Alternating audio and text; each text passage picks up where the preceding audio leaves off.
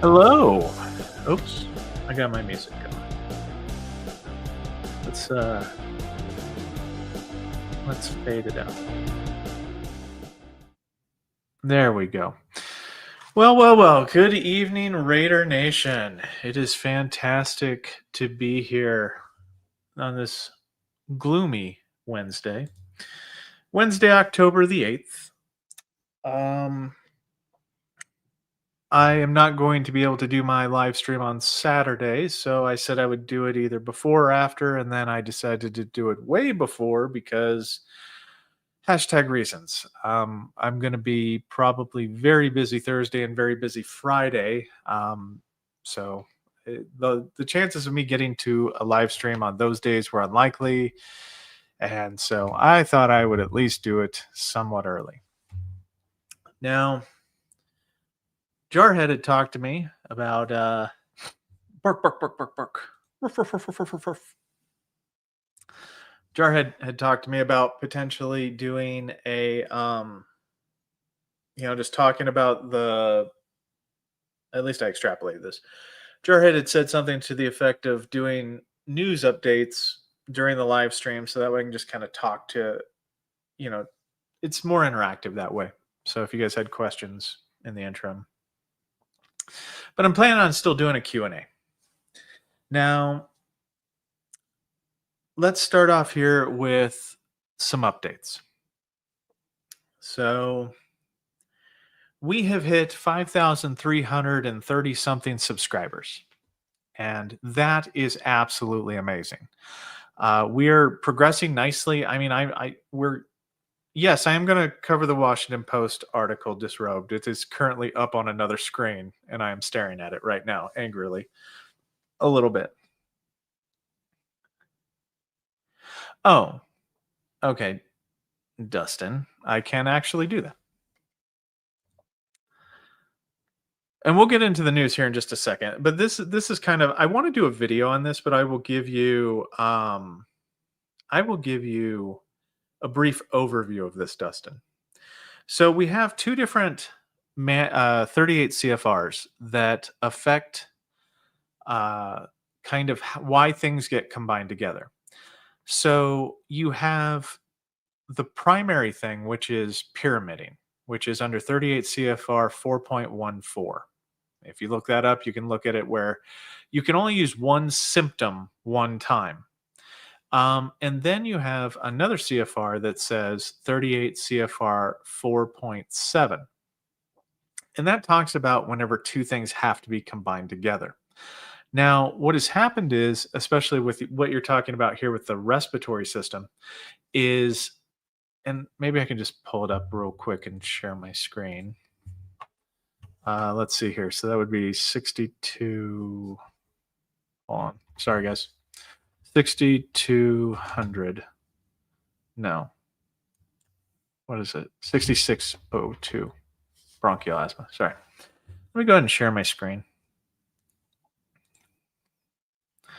So if we come up here, the problem that happens is that the 38 CFR will mention, it's actually 38 CFR 4.96 also. So this talks about how the VA has arbitrarily said that any coexisting respiratory conditions whose diagnostic codes fall within these ranges and these ranges, they can't be, now it says will not be combined together. Now this is the worst part of the manual ever, okay? Because what it means is you can't separately evaluate them. Like, let's say one was 30% and one was 50%. You can't get 30 plus 50. That's what it means when it says will not be combined with each other. It doesn't mean that you won't combine them into one single condition.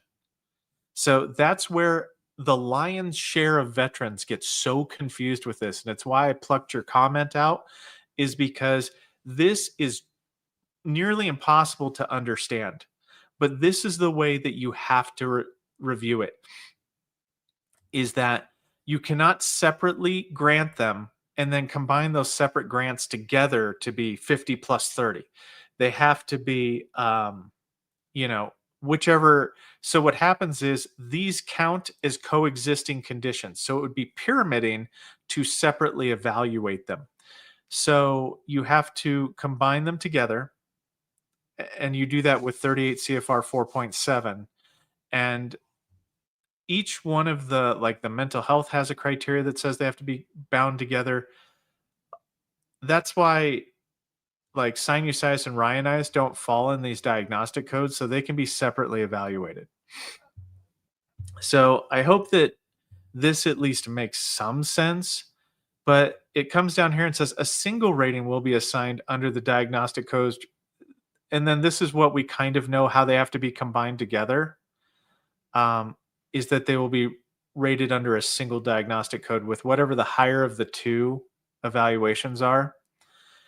And when this happens,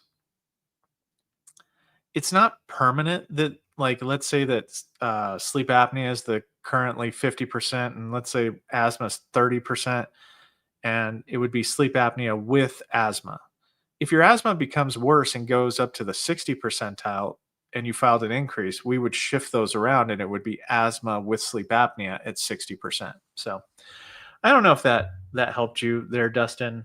But I wanted to just point that out real quick because it's going to get its own video, just because I know that so many veterans read this and they go, well, it says it won't, they're not supposed to be combined together. It's a hot mess. But speaking of hot messes, well, let me talk to you today about some hot messes. So, the current state of affairs in the VSC VA claims processing world is as followed. Morale, I'm going to say morale is at an all-time low, guys. Morale is the lowest I've ever even heard of it being. This morale is lower than when maximum overtime was going on for 10 years, right? Um, Thank you. Um, so you got low morale. Now, the worst fear is realized, okay? And that is that, oops. So we've gotten here. This is that pay scale thing that I was doing, where this is the kind of like the GS payroll calendar. And we're in October here, and we've crossed over into the next pay period, and we're right here, and everybody's getting ready to be paid. So, unfortunately, what's going to happen is after everybody gets paid, we're in no man's land because neither side appear to be giving an inch. So, we have what I would consider an ethnic standoff of some kind. And I don't see it changing anytime soon. Now, what does this mean? Okay. Well, and I explained it a little bit in the video, is after the 10th happens, like the Raiders, the VSRs, everyone's got to embrace the suck. And right now, guess what?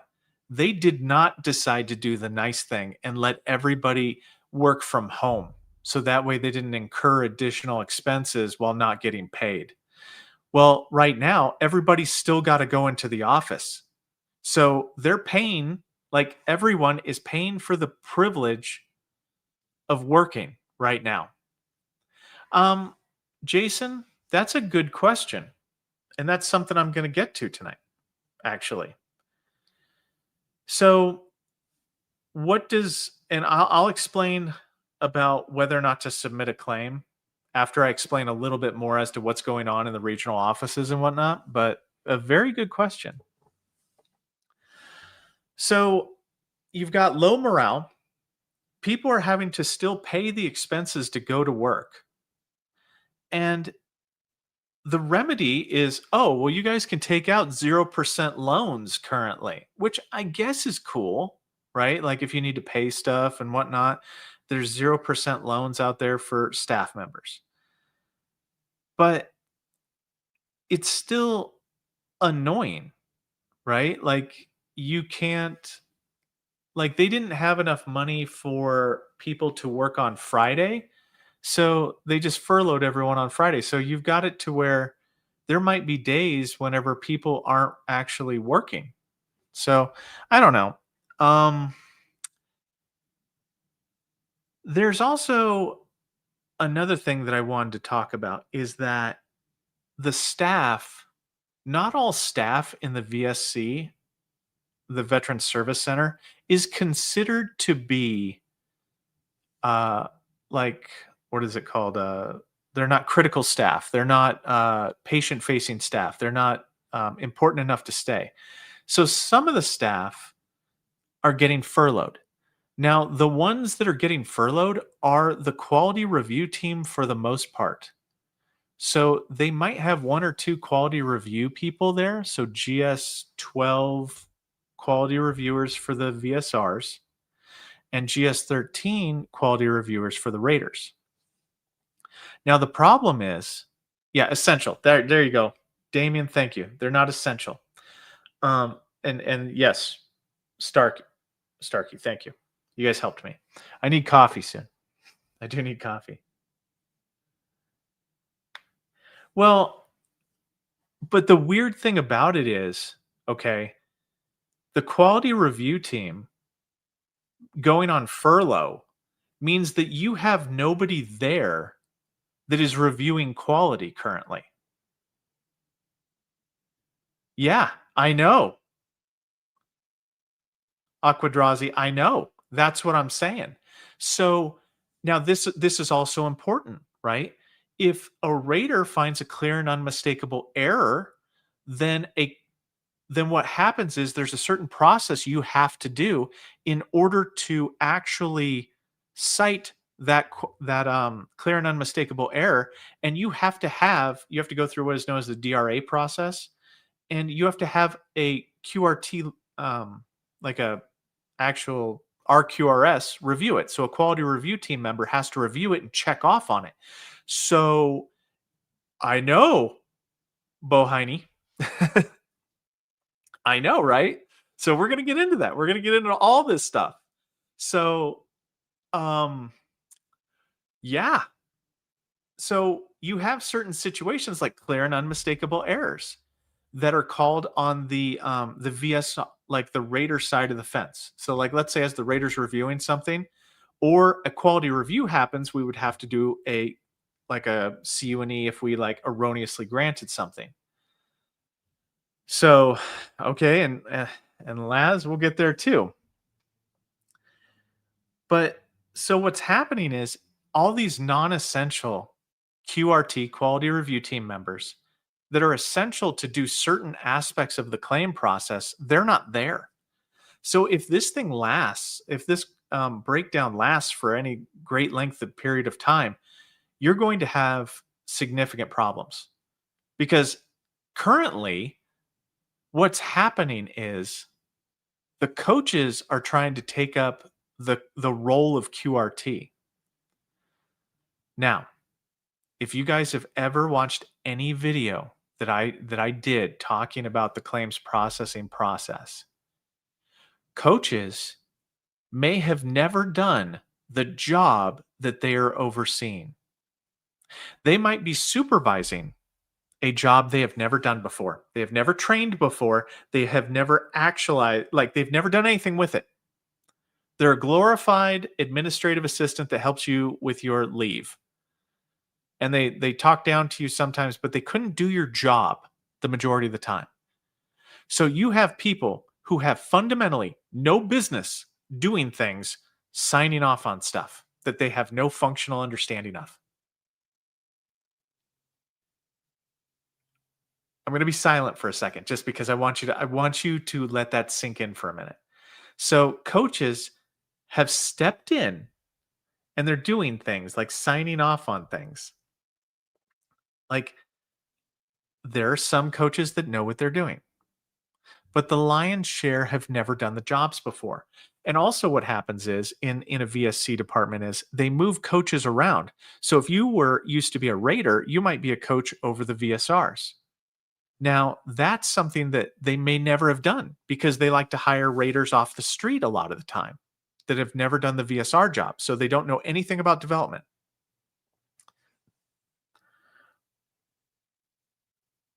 Yes. Yes, George. Yes, now would be the time. No, but so you're gonna see. Okay, so there are some claims. Now this goes back, circles back to what somebody was saying earlier. In that is now not a good time to file a claim. Well, it depends. If you're gonna file like simple claims, maybe one or two contention claims, that's fine. If you're gonna try to apply for aid and attendance or anything above like SMC above aid and attendance, like MNOP, something like that. Those have to be signed off by QRT and they've got to be signed off by the VSCM manager. Well, if QRT isn't there, then who's going to do it? A coach that doesn't know any better? It's a recipe for disaster. So it can be a CUNE. Um, Now, JR brought up a good point. Yeah, TDIU still gets decided by the rater. Okay. So the moral of this story is you've got air quote non-essential staff that are the QRT liaisons who are reviewing to make sure that the VSR and the rater didn't mess up are on furlough. So it's a free for all. What will happen is there'll be a makeup period depending on how long this goes, but you can have a drastic delay in how long it takes them to potentially find an error. But it is just full tilt boogie.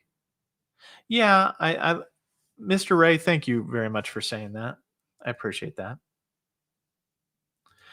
Um, and also this right here. So that's a huge issue with the QRT staff because anytime that a rater has a question, like let's say a rater's confused about something and they don't fully understand how something works, they're supposed to go to their QRT liaison first. But if they can't figure it out, or there's a dilemma, they're supposed to take any kind of tiebreaker thing where they need an official stance on something like, hey, what would you do in this situation? It's kind of a unique situation. I've never done this before. QRT, please guide me and advise me on how to proceed. Well, that's gone. That's not there right now.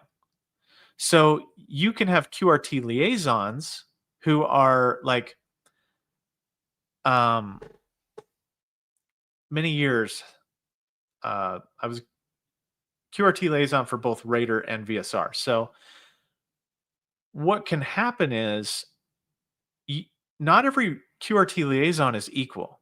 Some people know what they're doing. Other people do not know what they're doing, and they're advising others about what they have no clue what to do. So,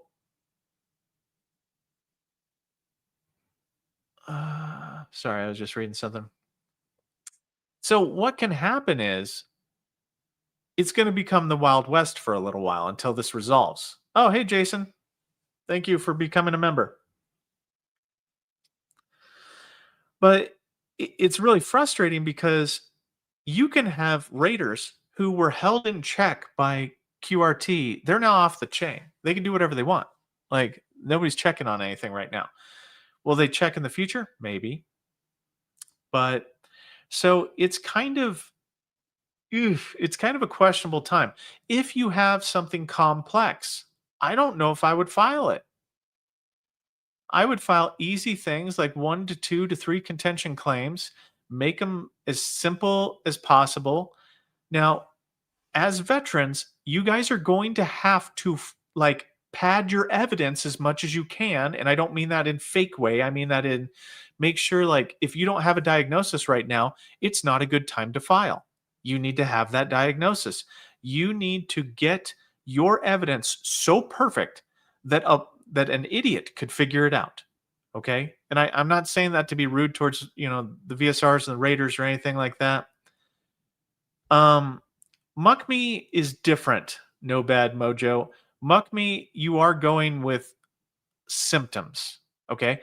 But what I mean is like non complex claims, like a Muck Me is a non complex claim. That's on rails. That's pretty easy. Presumptive conditions, very easy. Increase exams, very easy. Secondary claims, very easy. If you're diagnosed with something that you're trying to claim that you have to look up a thesaurus to figure out how to spell it, to put it into Google, maybe that's not the one you want to lead with currently. Okay. Um, and sometimes, like Mr. Ray, you guys got to pick your battles on this, okay? Because you have to know that all of the safety measures are not there. We're running without some of the safety measures in place. So QRT, which I call them quit really trying, ideally they suck every single day of the week, but they do serve a function. Okay? And their function is scared straight. They're meant to be there to keep the raters and the VSRs in the manual, doing things that are objective, not just hand jamming stuff. Well, if what is it? While the cat's away, the mice will play type situation. That's what we've got going on. So, and we look here at this thing, this is only going to get worse. The farther we're right here, okay, on the screen. We're right here, but this is only going to get worse. Payday is on the 10th, and that's the last payday they're going to get for a while. VSRs, Raiders, everybody.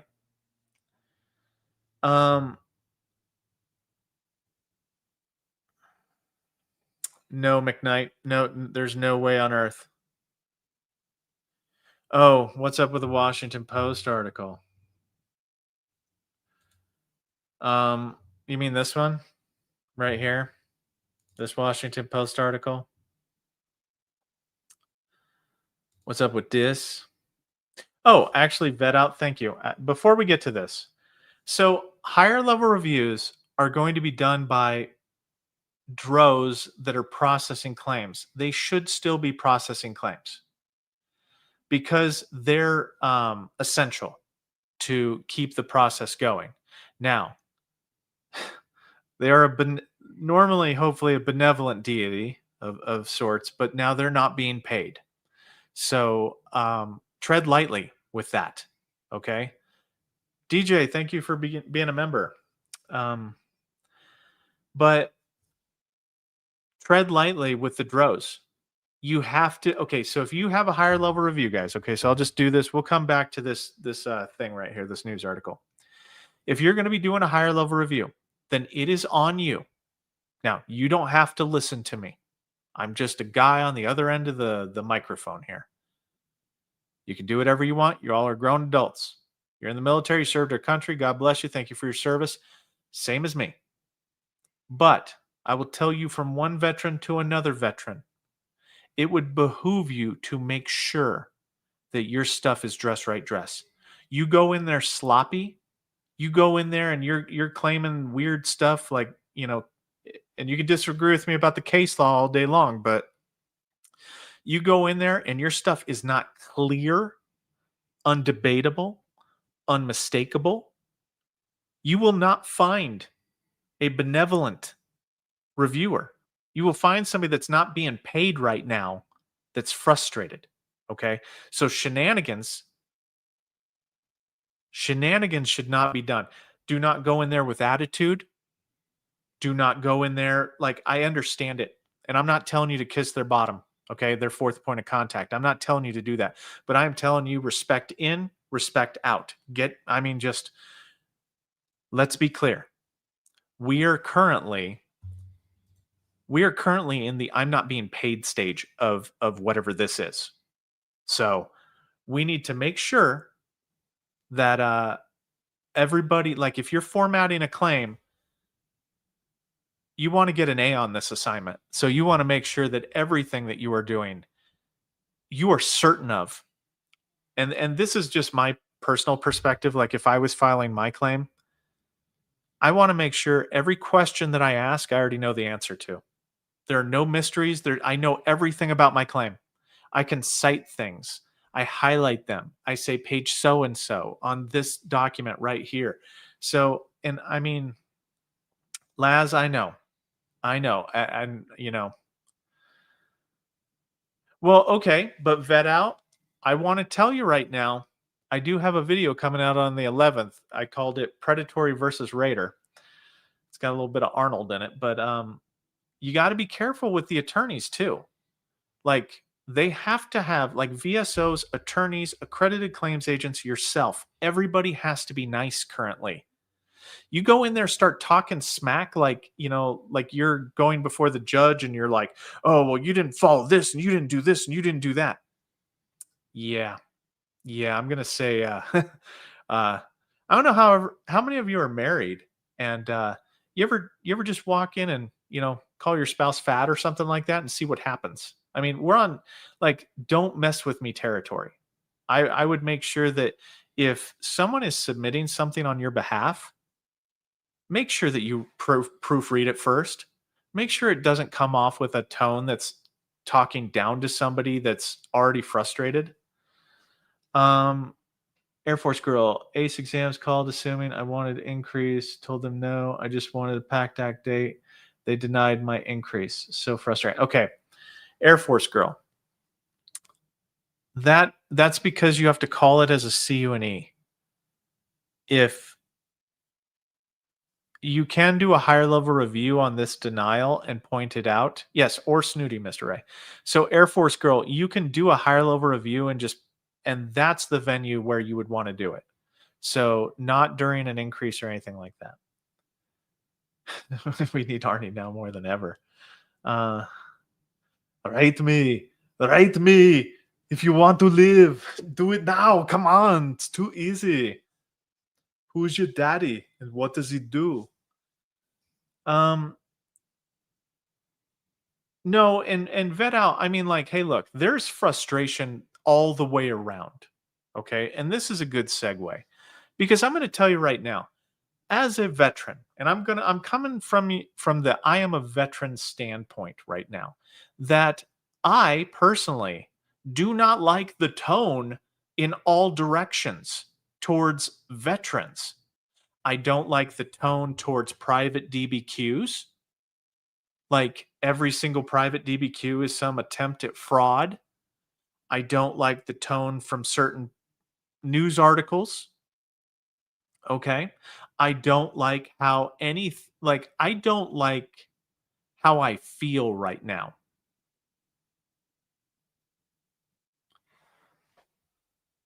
Oh, okay. That makes more sense, Air Force girl. So I don't like as a veteran how I feel like I'm being my benefits are being looked at funny.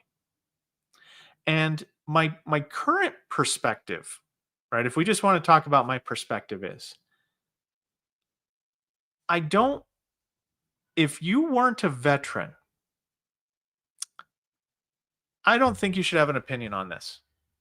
And this is bad of me and I feel bad for even saying that, but I feel like if you weren't a veteran or the spouse of a veteran or somebody that's directly tied to a veteran to know the pain and suffering of being a veteran at times, you don't have a say or should not have a say in anything because there's a recruiting office everywhere. And I want you to take that statement that there is a recruiting office everywhere. And if you get upset by how much money that the military is paying out, well, that the VA is paying out because the military disabled us to some degree, then you have a couple of options. My great grandmother used to say, you got your own clothes to get glad in. Okay. Kind of means that, you know, you can go join if you want to, if you're jealous, right? If you're so jealous of all of our hard-earned disabilities that the majority of us would trade in a heartbeat to go back to stock standard healthy. I mean, I sure as hell would. Sorry. I don't I it upsets me beyond all recognition when people come off and they start accusing the broad swath of veterans of fraud. And I'm talking about from the inside out. And it appears to me, now this is just my feelings and my beliefs, and I will be talking about this article, that I don't know why they're coming after us, Hunter. I don't know why they're coming after us. What did we do? We signed up on the dotted line. We did what most Americans and the majority of Americans don't have the fortitude to do. And I'm not talking about combat versus non-combat. I'm talking about we all rolled the dice. We went into that recruiting office and we rolled the dice. It's not just that article. It's the way that that some raiders are behaving, that some VSRs are behaving. That they feel the need to gatekeep our because, too much is being given out. You're not sick enough. I don't believe you're sick enough. Like, who are you? See, and this is every single VSR and Raider should not care about what they grant.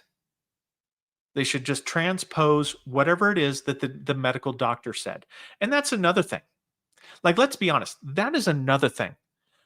Like, and we'll get to the article, but I don't like the fact that there's this tone where we're just making stuff up.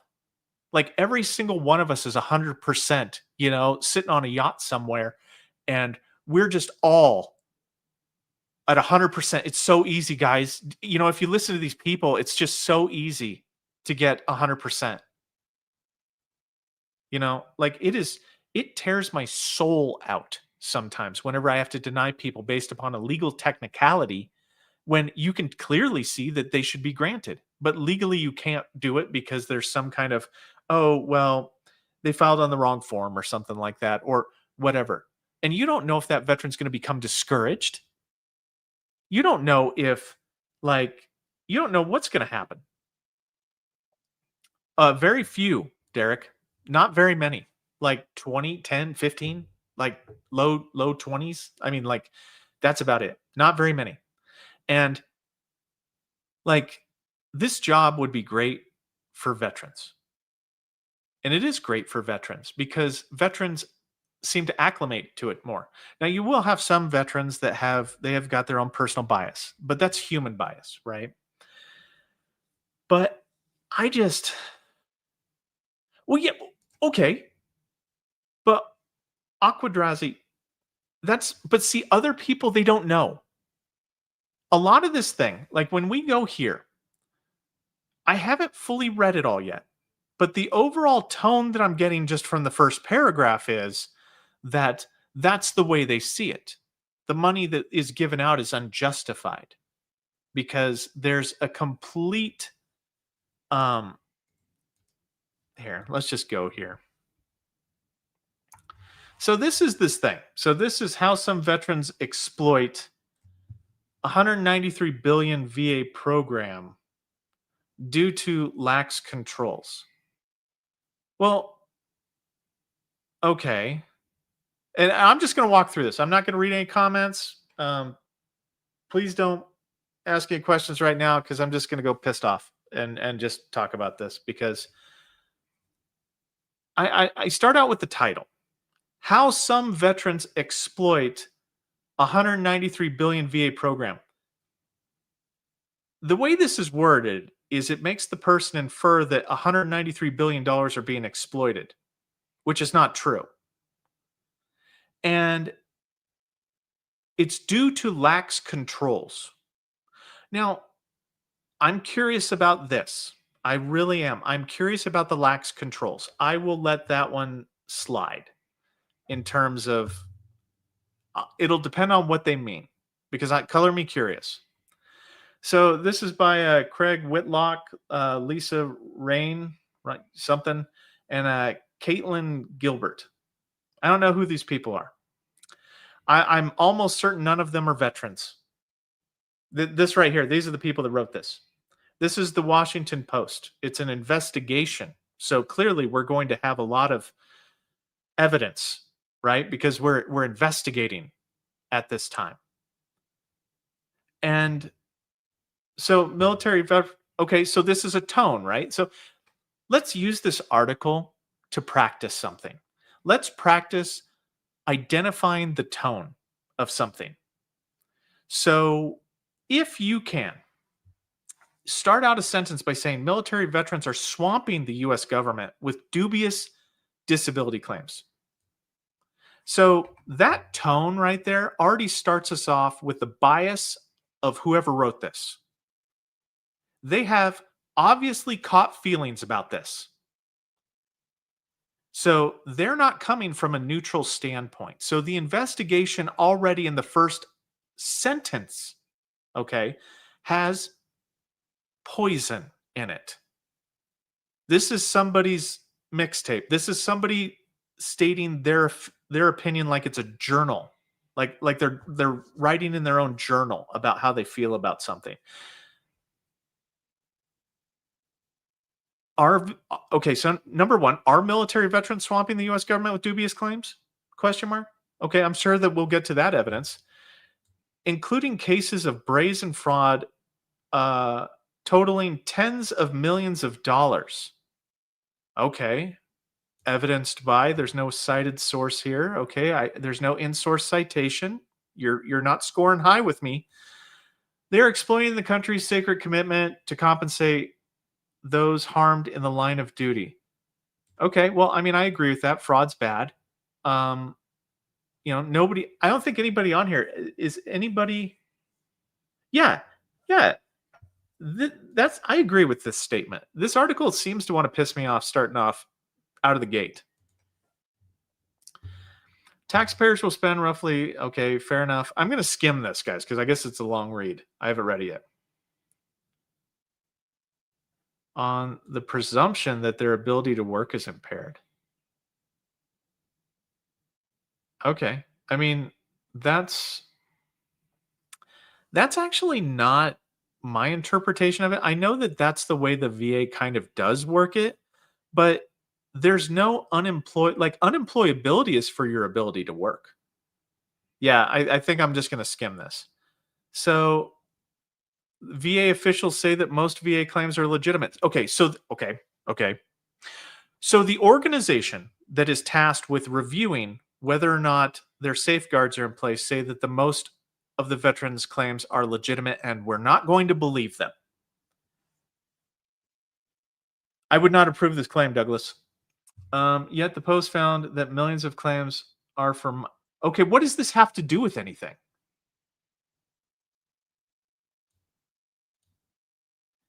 I see. This is like, you ever had an ex girlfriend or boyfriend or whoever that was upset that you are doing well? This is how this sounds. This sounds like a jaded ex who's upset because you're getting something that they're not getting. And I'm reading it now. So I mean, the blood pressure meds better be on. I think I got water at least. I mean, I can take them. Hair loss is not okay. This right here. How do you know how many times I've ever granted hair loss? Never. Jock itch, toe fungus.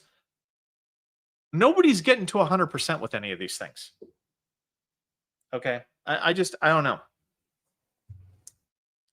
Why do we care? The system's built. Okay. Can eczema be a disability for VA purposes? Yes, it can. Get mad at the VA. Don't get mad at the veteran. Get mad at the VA. I mean, hey Chris, tell me which year the bad things went into. I mean, this one might get me 100% for you know, hurt feelings. I don't understand the premise. So the premise is we don't think you're sick enough. Civi so and so thinks that you're not sick enough, that these don't qualify for disability payments. Well, take it up with the VA. In contrast, far fewer veterans receive compensation for certain combat related injuries. Okay, so this harkens back to the combat. Combat is king, and the only disabilities that count are combat disabilities. Okay. So I don't understand. Like, why are we going back 25 years? You know what? I'll be honest with you. Had this started out saying, hey, look, We've noticed or we've heard that there's more like there should be more opportunities to catch fraud, right? Like there should be more opportunities to catch fraud. Let's let's suggest some things to the VA to help them identify fraud. Okay, fair enough. I mean, that or hey, let's do a 6 month to a year study to see what fraud looks like. And let's do a full fraud review. Why why can't we why can't we do that? Like if this was a true investigative report, then their thing would be, "Hey, look, let's talk about maybe increasing the requirements for fraud review." Fair enough. I mean, I'm fine with that. I evidenced by what? I'm sorry. I'm having kind of a rolling stroke right now. So I didn't actually read this thing beforehand, but this statement right here is just this is hearsay. There's no this is hearsay. This is all hearsay. There's no report. There's no okay, there's rampant exaggeration. Evidenced by what? Like I don't get this. I mean, this okay. Well, okay, but here we go back with tone, okay? To as possible to milk the system. I think maybe one of those people was a veteran that the VA denied and they're just getting back at them or something like that. This seems like revenge writing of some kind. The VA has failed to update. Okay, I will agree with this. I will agree with this. This is the first true thing they have said. I mean, mental health alone is so outdated that it does need to be fixed. I will agree with this statement. This is I think we can end it right here. I think we can end the whole article right here and say you got one. I said I'd stop. Uh and then they had to ruin it. And they talk about sleep apnea. Well, okay. Get mad at the VA. Once again, they're not mad at the VA. So far they haven't their tone is not directed at the VA. Easy to manipulate regulations have turned the disability program into a rich target for con artists. Evidenced by what? Last year, grand jury and oh, okay. Here we go. We got one guy. All right, guys, it's time to go home. We got one guy. We got one guy. He ruined it for everybody. 6 point whatever million people. We got one guy that ruined it for us, or one person. I mean, I don't know. I'm just gonna scroll through this. I mean, okay, yeah, I don't if they did something wrong and they were caught, then some system is working, right? Like some system is working. If you think that there's more fraud, then we need to improve the system to find the fraud.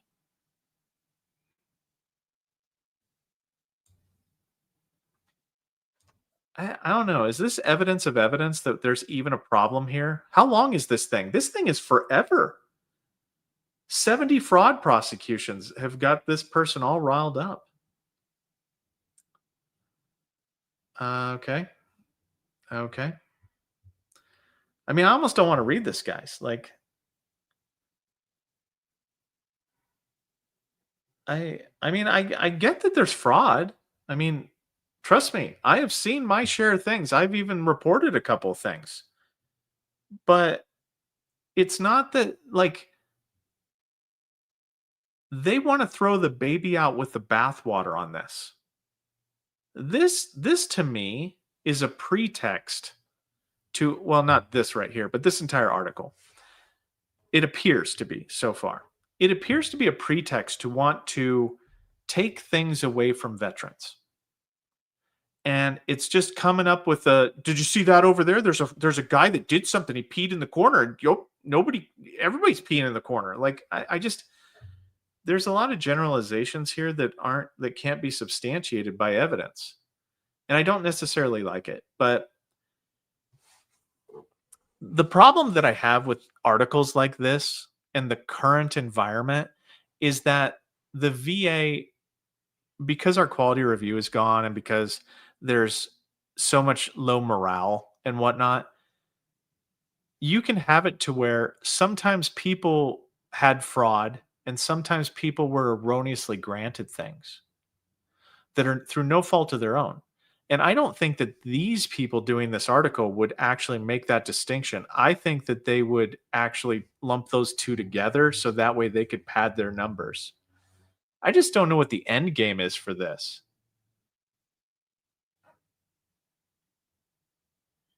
Grinding wars? I mean, I guess they only think that, I don't know, that you had to be in Iraq to get injured. What if you died stateside due to a horrible accident? Like, are you just you're not good enough to die like that? I come back to life. You don't your family doesn't earn any of that money. I don't know.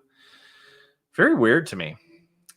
Um, and then we're talking about combat again. Like we want this to be a combat only thing. And you know what I think they want to do? This is just a speculation, by the way. I think they want to give health care to everybody that wasn't in combat, and they want to give money to the people that were in combat. That's what I see them wanting. That's what they want. Like they're fine paying for your health care. They just don't think you should get money because they treat it like it's welfare.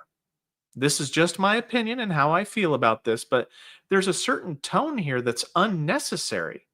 Like the people that wrote this appear to be genuinely upset about this. Which corner? I know.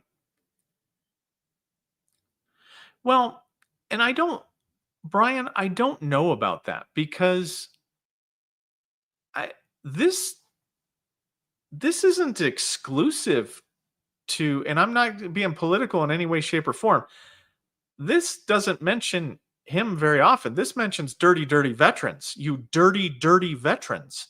And the surge of disability claims has come as the population of living veterans has shrunk. And like, I mean, okay, we get colas every year. Yes, the price is going to go up. I mean, well, I mean, I don't think it does. This doesn't make Trump look bad, in my opinion. Like this makes veterans look bad. And it doesn't matter because so far, I mean, there haven't been too many things that have been done by the Trump administration for the veteran community. Um, in terms of like massive changes. You know how with the first Trump term they had the supplemental claims were added. That was a big deal, right? Like that was something very pro veteran. Like in the Biden administration, they did Terra talk, the PACT Act and whatnot. That was a big change. So far, I haven't seen any big changes like on the veteran side of the fence. Um, in a positive way to make him look bad. I don't know. I'm fairly neutral on it because I don't see this jabbing at Trump as much as I see it jabbing at veterans. Um, and this is jealousy right here. Like, how dare you make $250,000 or more and be disabled?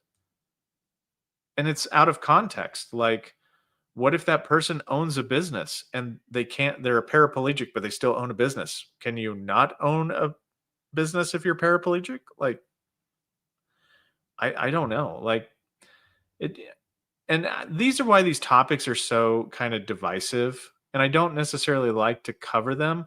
I just want to talk about the tone of the article, though. I'm sorry about that, BF. Yeah, and the Social Security provides aid to more than 15 million people, limits benefits to those that cannot hold a job. Yeah, but that's not the deal that we signed. Like, we actually signed a contract saying that if they break it, they buy it.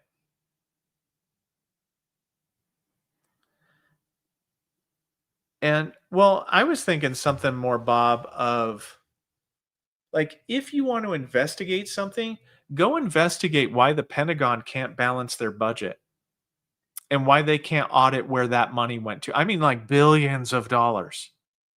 Like, that's genuine fraud. Like, that is genuine, like, hey, where'd all this money go? Like the Pentagon. Go after the Pentagon. If you're concerned about saving money, and I'm fine with that. Like Democrat, Republican, I don't care. Right? If you want to go for saving money and you see giving veterans compensation for the disabilities caused in the line of duty is something as a burden, then go audit the Pentagon, get all those extra billions of dollars, and then you can afford to pay us whatever you want to pay us. I don't know.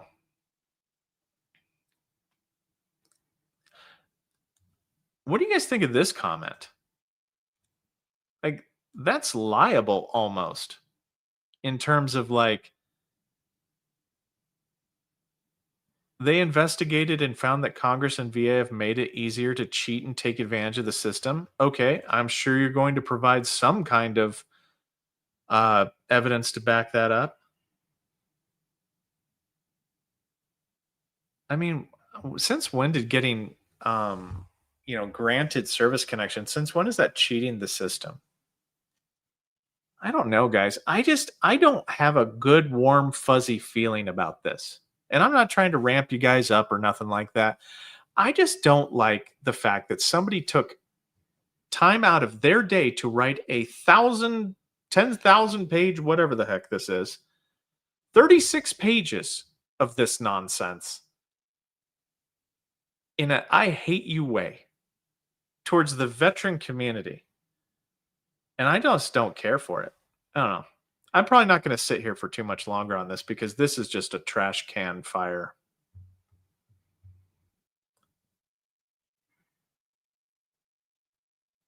Well, okay, yeah, because people have that. I don't know. I mean, there's statistics here, but they seem cherry picked. Yeah.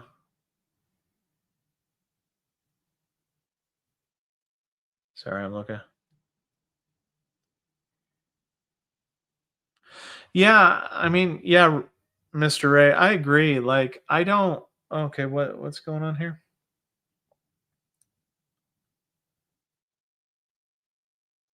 Yeah, I wouldn't. I mean, I hope that one of the people that was on the article wasn't on my in my chat because I'd give them a stern talking to because how dare they? I mean, I'd want to see their DD-214, and if they don't have one, then they can kindly if I don't swear on here, but I'll let somebody else do the swearing for me because this is I don't think you should get that. That's all this is. Like this right here, I don't think you deserve that. I don't think you deserve that. I don't think you deserve that. I'm not brave enough to do what you did, but I don't think you deserve that. Here's some more. I don't think you deserve that. Like I don't think you deserve that. That's what this is. Yeah. Jarhead, thank you. Because but guys, and I know that like there are bigger channels out there that do a better job of this than I do. Like as a veteran community, we have to come together. We cannot let this gain traction. We cannot let this. Yes, Rhino.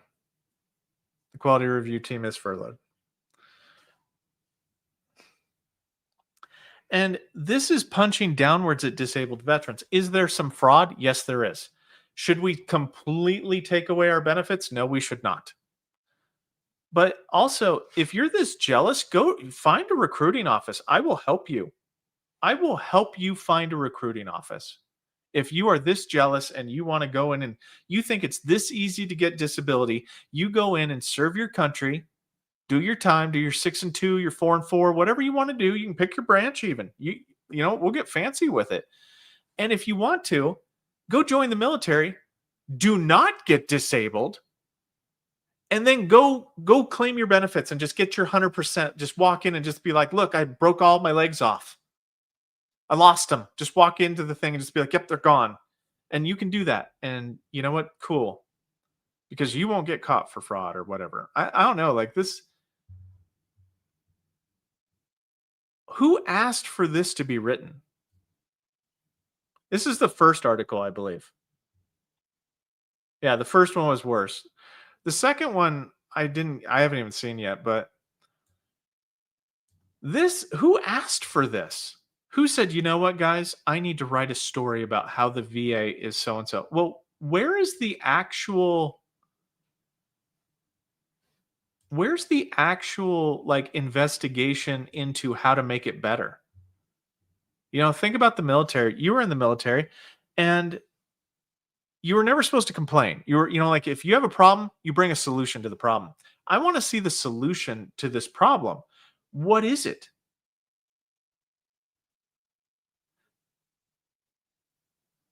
Wait, what is this? We have a duty to assist. So, unlike other federal programs, the goal is not to be adversarial. Good, Jacobs. I like it.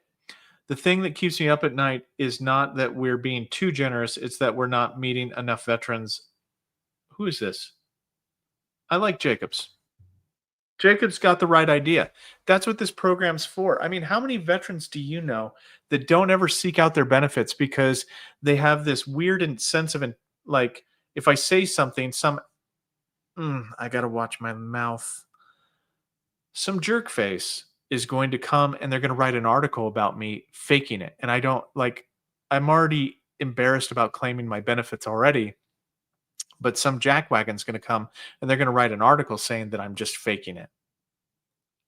And then people that are going to read this article are going to think that other veterans are faking it and that we're all faking it.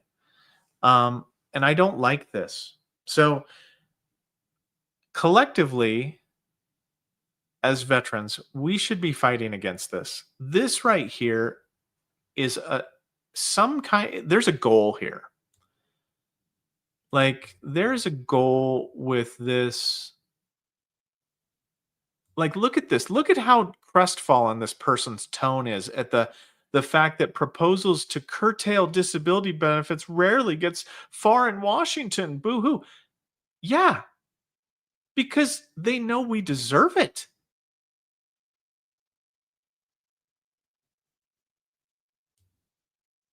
What do you mean by that lifestyle?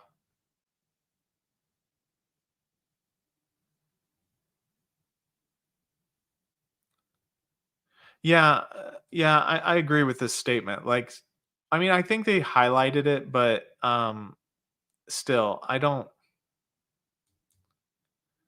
Oh, the fiduciary Rhino.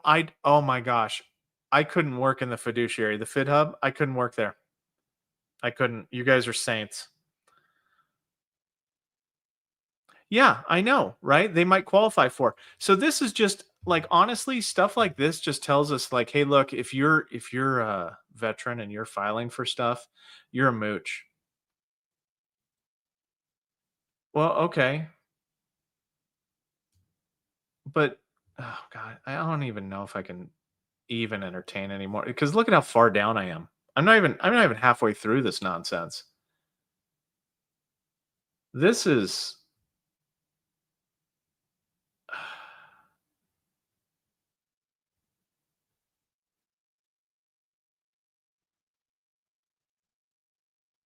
no.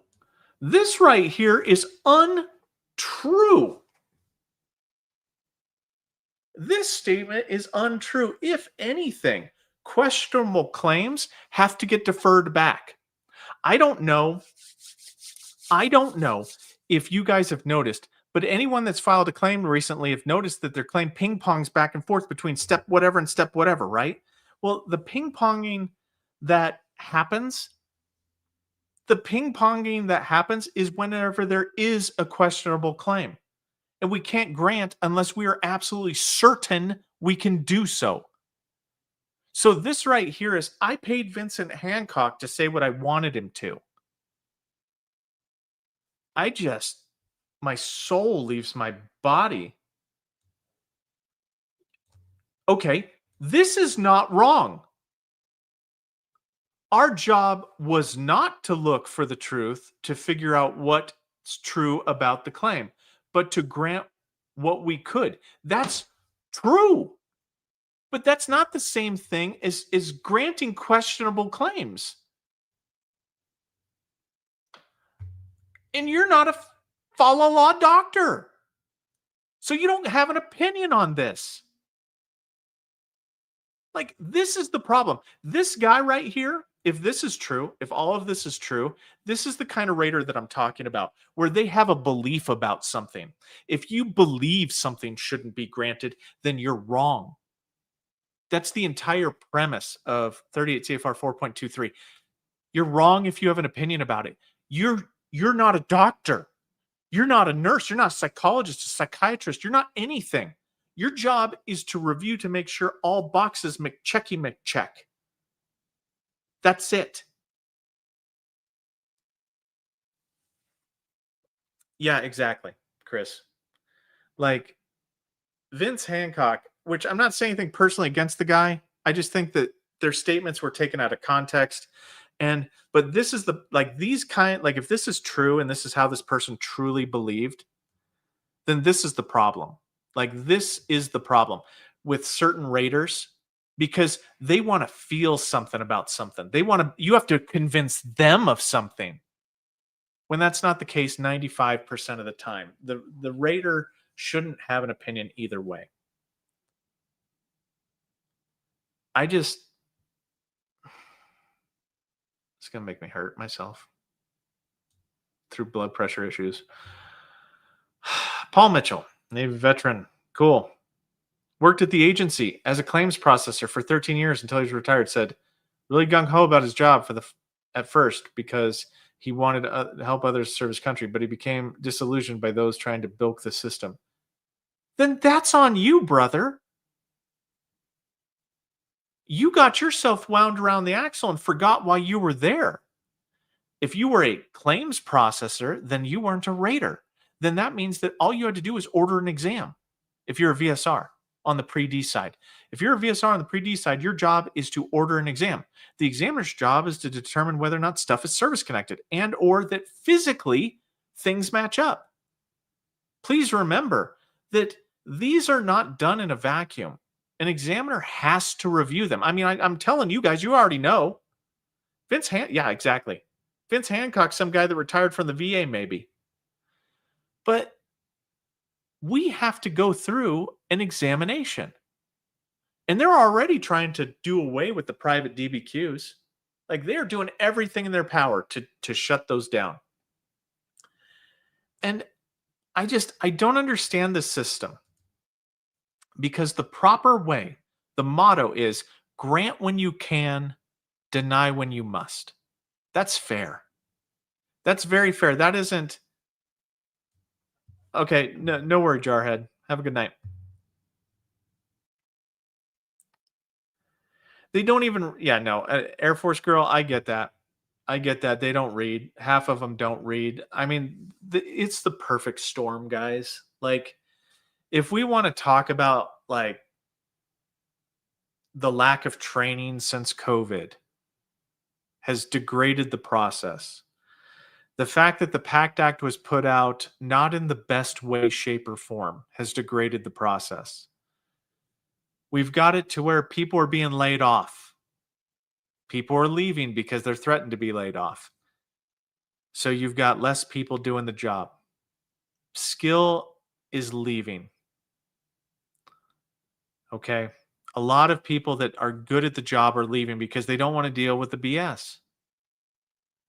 So even if the Raider and the VSR, like, think about this for a second. Is these two individuals are not, they don't get to decide anything.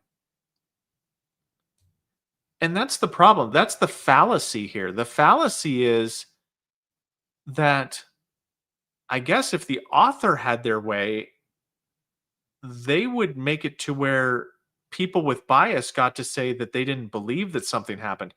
This doesn't take into account the process. So this is just, these are testimonials from people that they found that didn't like the process. Oh my gosh. And yes, you've got bad actors in every single demographic, every single every single circumstance. You've got people that are taking advantage of the system. And look, I'll let you guys in on something, okay? Now, I'm apolitical, but I will say that from my own personal experience, I tried buying a cup of coffee today, and that cup of coffee set me back a lot of money, a lot more than it used to. Okay. So, what you're going to naturally see as inflation rises and the cost of groceries is more, it's hard if you're working a 9 to 5 job. It is hard to actually make more money in a 9 to 5 job. There's only so many hours in a day. There's only so much work you can do, right? So sometimes it's like, look, I've been working my fingers to the bone. My disabilities are worse. You know what? Maybe I should put in for an increase because my circumstances are worse and I can't work harder. My disabilities prevent me from having 16 jobs like some people think we should have. You know, oh, you're not doing well enough. Just get another job. Sure. Okay, cool.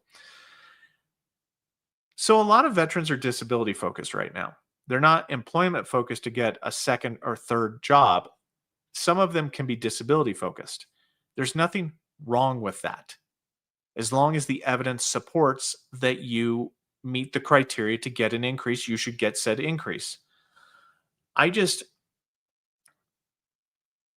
we shouldn't be bullied for going to a medical doctor and having an objective medical doctor show that our symptoms have gotten worse. Let's be honest, that should not happen. And I don't like this article. I'm probably not going to sit. Oh my gosh. Like this actually really upsets me. In fact, I'm going to stop reading this trash. Um Actually, hold on. Let's see what a growing demand says.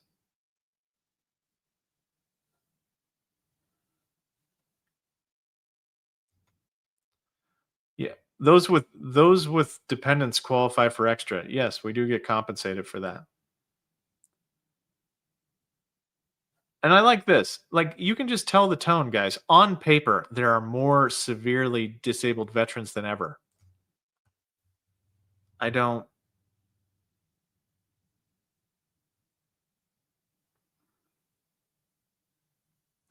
No, and I get that. Look, I'm going to be honest. It's it's a hot mess right now of the system, the process, everything is in flux right now. There's no, people, and now you're not even being paid. And it's challenging. Okay. It's challenging to be a fair and equitable steward of the laws and keep your bias in check whenever you don't know if you're going to be able to put food on the table for your kids. Now I'm, yeah. So I'm just going to say that this right here is probably the best thing that I can. On paper, there are more severely disabled veterans than ever. This right here is clear bias. This right here is the tone that I wanted. I'm going to end this right here, and I'm not going to go any further with it because I don't want to give whatever this hate speech is any more of a platform than I've already given it. Because, and I'm not trying to discount it. I don't think it'll get better. What I think here is there's somebody with a clear bias and they want to project that bias to with a megaphone. And they don't think you and I deserve our benefits. And they want to take from us.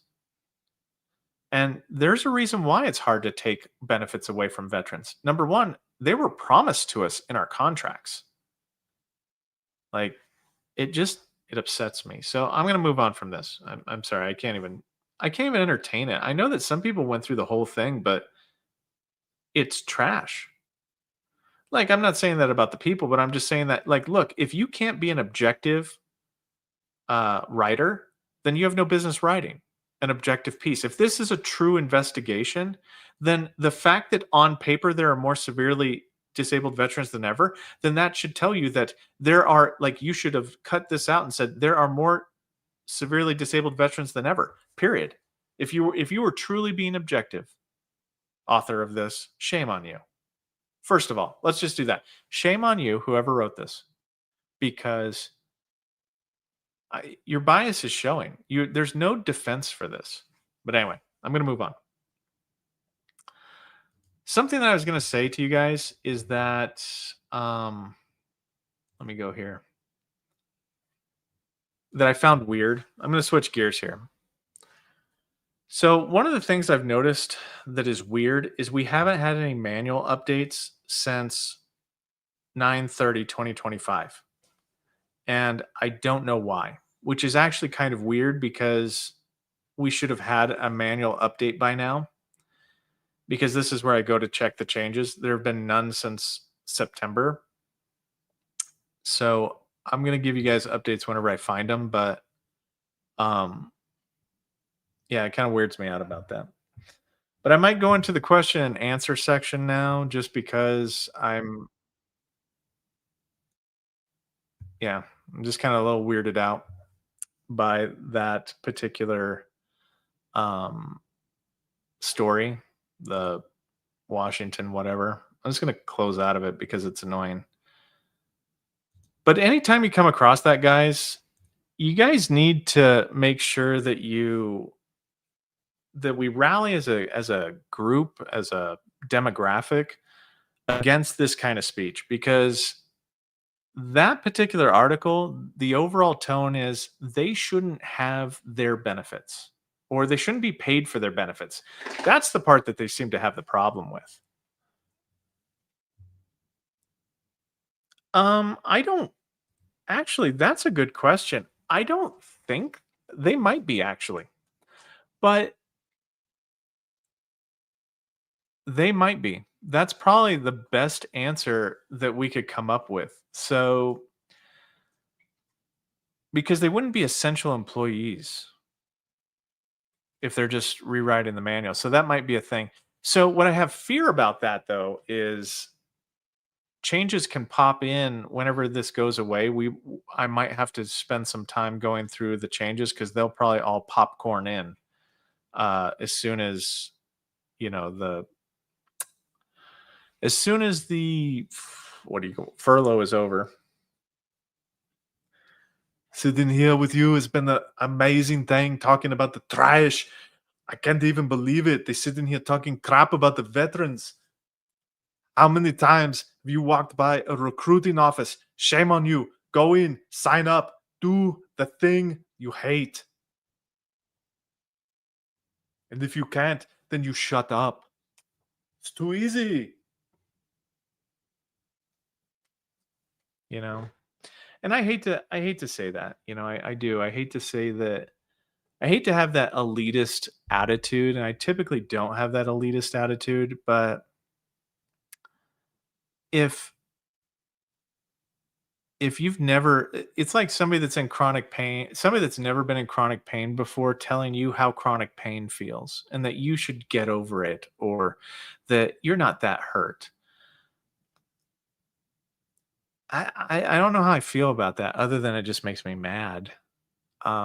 Because none of us, I mean, we asked to go into the military, we do it now. Um, we all made the choice to go into the military. And I don't regret my choice. I mean, it had good times, it had bad times. I'm suggesting that my kiddo goes into the military, because I believe in it. I believe in the institution. But I find that it's going to be hard if we don't have the option to get disability benefits. It could become hard to populate our military, because nobody's going in looking to get, disabled. But if you tell me that I can't get disability benefits and I could potentially die, and I'm just a dirty, dirty veteran at that point in time, I think you're going to have trouble um, recruiting if there's no incentive like that. I don't know. Well, let's go up here and let's look way back. Actually, let's go to the starred stuff.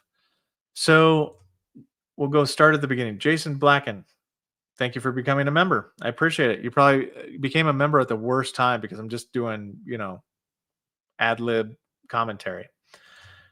DJ, thank you for becoming a member. Uh, DK Guns, thank you for the donation. I appreciate your support, guys. Marcella, I know personally, the more you tell me I have to do something, the more inclined I am to want to not to do it. Just saying. Well, I mean, that's fine.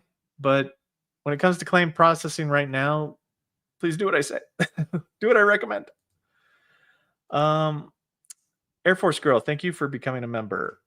James Lowe, thank you for becoming a member. And George, thank you for becoming a YouTube member. Mark, thank you for the super sticker. And Roger gave me a $2 late fee. BF had a higher level of review get canceled this morning 1 hour before the meeting. It might just be because of the Dro maybe called in sick. Who knows? I think the Dros are still working.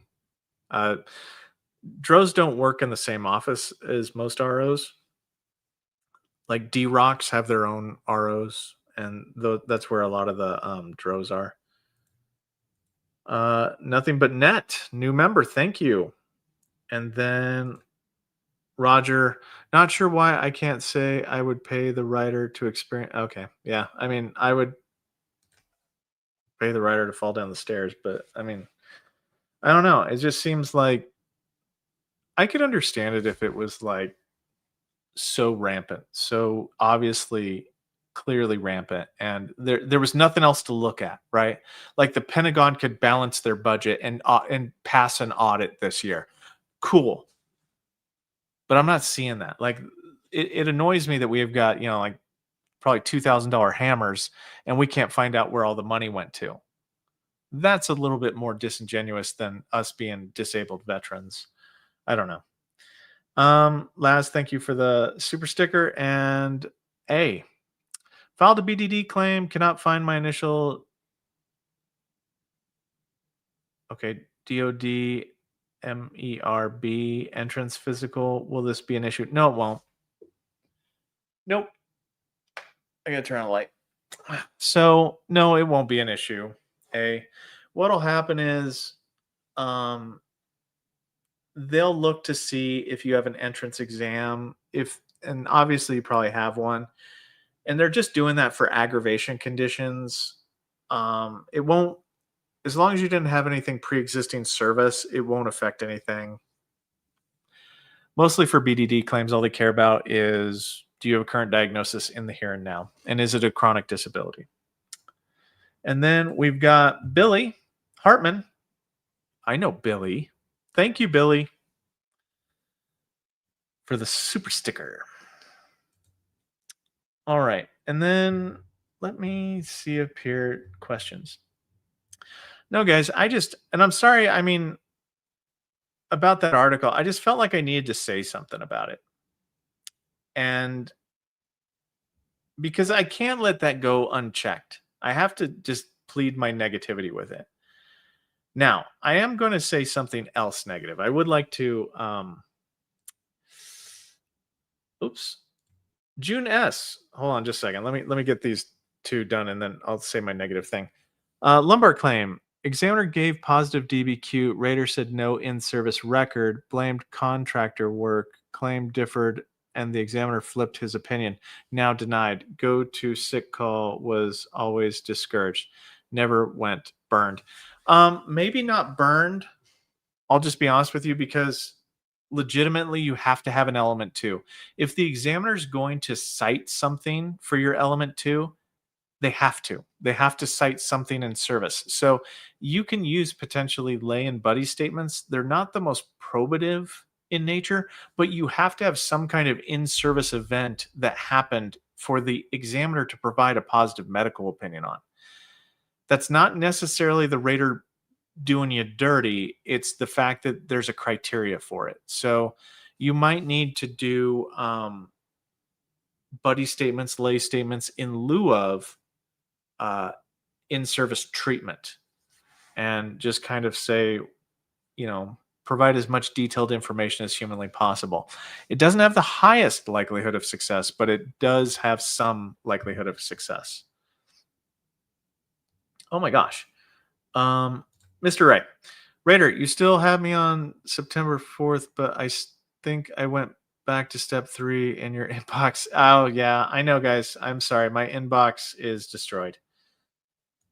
Okay. I will get to the inbox. I promise. I've got 200. I'm getting about 100 a day. 100 emails a day. So I've skipped some of them and I got to go back in time and just do it. But yeah, my bad. I don't know about that, Bilk. My left shoulder was denied February 2025. I filed a supplemental claim as secondary to my service connected right shoulder. Would I preserve the November 23 intent to file?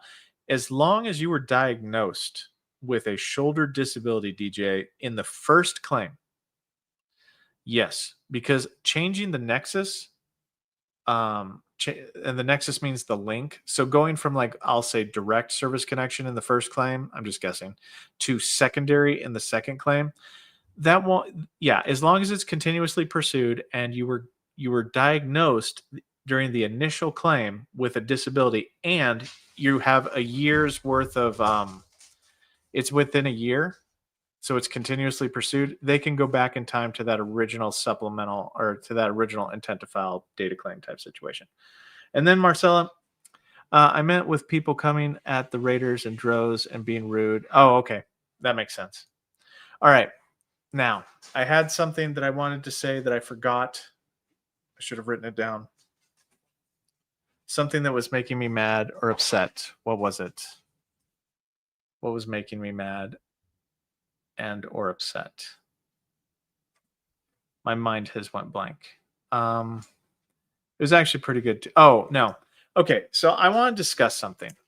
Now, this is controversial in nature, but I feel compelled, since we're just having a 10 out of 10 rant here, I want to have a little bit of a rant for a second. And I want to say that I understand. I'm not hating on this group. I'm not trying to be mean. I'm just going to say that I feel very uncomfortable about it. And what I want to talk about here, and I'm trying to be respectful, is I want to make mention of something about the Combat Craig situation. And I want to say that I've made it a point not to talk about the Combat Craig situation until today, because I wanted to just stay out of it. But I have a problem currently, and it's a personal problem. It's just a personal pet peeve of mine, where they're still putting out videos for him and they're monetizing them. And I checked to see if they monetize them, because they said they weren't going to monetize videos, like if they repost videos and cut it up and do stuff, that they weren't going to monetize it. That's what they said. And I respected that. I respected that they weren't going to. And I saw somebody in the comments said this, and it made me laugh so hard I spit out my coffee. And I know that's horrible to say, it's dark humor, but they're trying to Weekend at Bernie's Louis. And it made me laugh because that's the perfect analogy for me. I know that sometimes, like with artists, right? Like with musicians, their music earns money after they pass, right? And I get that. But I also get the fact that it's kind of weird to me. I don't know. Is it weird to you guys that it's like, am I being sensitive right now? Because I'm guilty of it every once in a while. But I feel weird about that, because it would that happen to me? Would people cut up my videos and keep me going after I passed away? Like, I don't think that. No, and I look, Louis great, right? Like Louis, his team, like they were Raiders at one point in time. Like the knowledge is there, right? But I don't agree. Like if you're gonna tell the community and that those posts where they said that went away, and now you're going to like I have questions. I don't know why I have questions, but I have questions. Like, is the family getting the money from the monetization? Like, what's going on? Like, I thought you weren't going to monetize it because what they're doing is they're taking like old videos whenever like the government shutdown was going to happen and they're reposting them for this government shutdown. Now, where's the peasant? Yeah. The thing that I don't like about it, yeah, I get that, Donald. Like, I get this right here. I get this right here. But I also get the fact that you can't make him say new things. So if you're going to cut up his words and you're going to heavily edit it and you're going to do all this stuff, I'm afraid that they're going to use him as like a Max Headroom mascot type thing. And just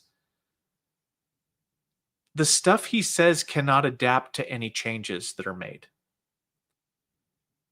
And I'm afraid they're going to keep putting out recycled content like it's the truth.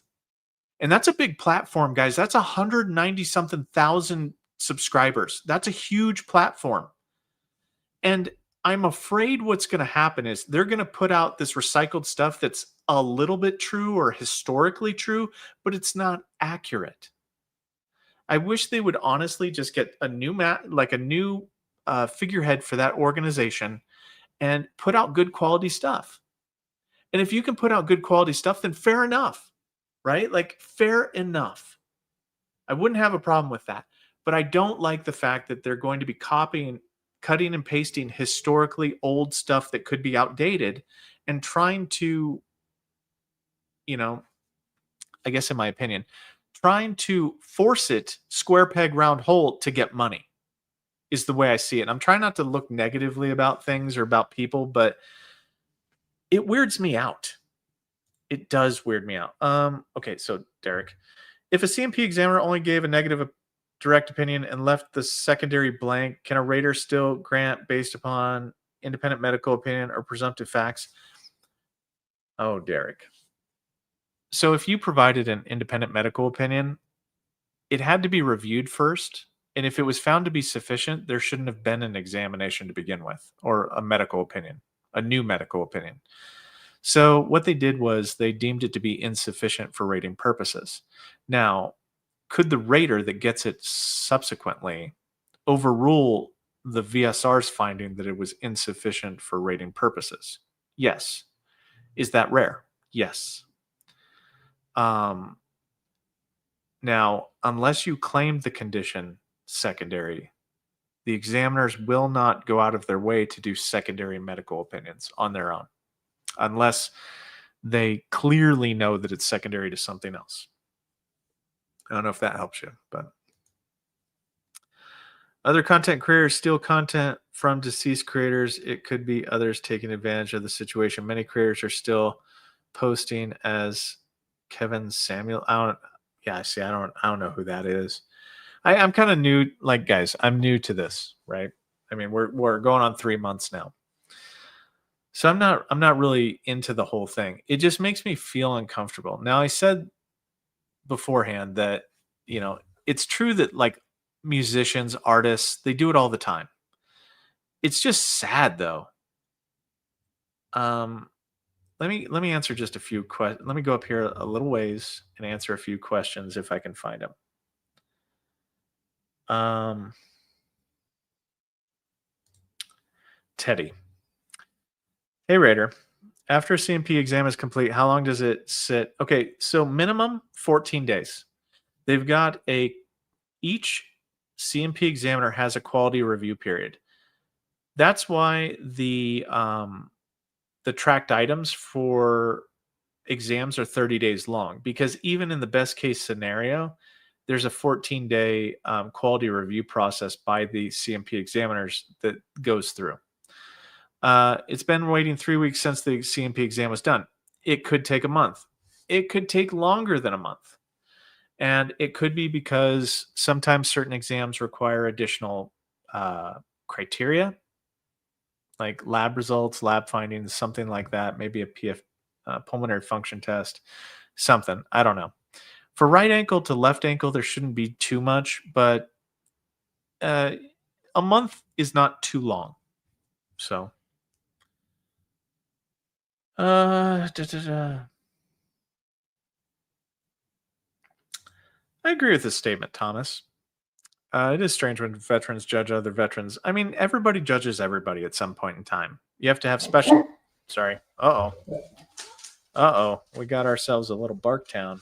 Family's home, so I do have to go here in a few. So where was that article posted? It was posted on their website. I got it from somebody else that sent it to me. So, yeah. I mean, I wouldn't pay to get it. I'll tell you that right now. I wouldn't pay to get that thing. That's a hot mess. Now I'm not going to highlight any comments that talk about politics just because I'm apolitical. So if I skip over your comment, then I am sorry. While I check for other good questions, I'm going to leave that up. Steve N.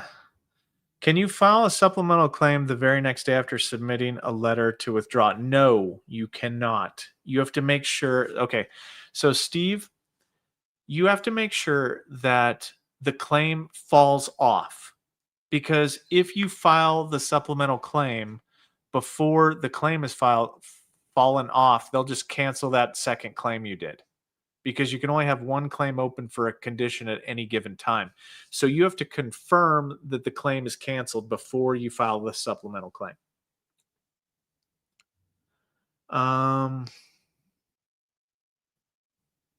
Ooh, actually, let's do this right now. I want to have some fun. Let's lighten the mood. Guess my MOS. Dun, dun, dun, dun, dun, dun. I'm being serious. Guess my MOS. Scored a 98 on my ASVAB. Guess my MOS.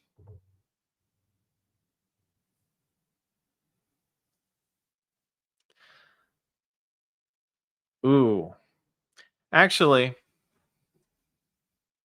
no. Actually, okay, here, I'll help you out. I was a Pogue.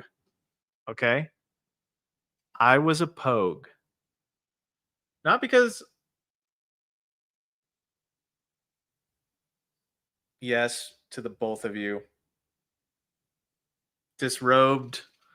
Well, actually, who won? Hold on, let me go down here. Let me see who won. But yeah, radiology. So who won? John. John won. No, it's 68 Papa. Well, I was kind of weird. I held 3 MOSs. So I held a 68 Papa, 68 Whiskey, and a 68 Sierra. So I was cross trained in hospital administration, in radiology tech, and in combat medic. And I could also advance practice a little bit into the nursing side of it. So, but yeah. Wow. How'd you guys know? I think I've said it before.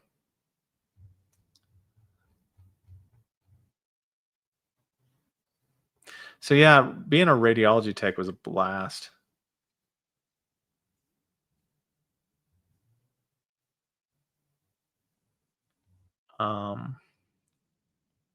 Mr. Acosta. He was my instructor. Yeah, I did say it before, but good on you guys for remembering. All right.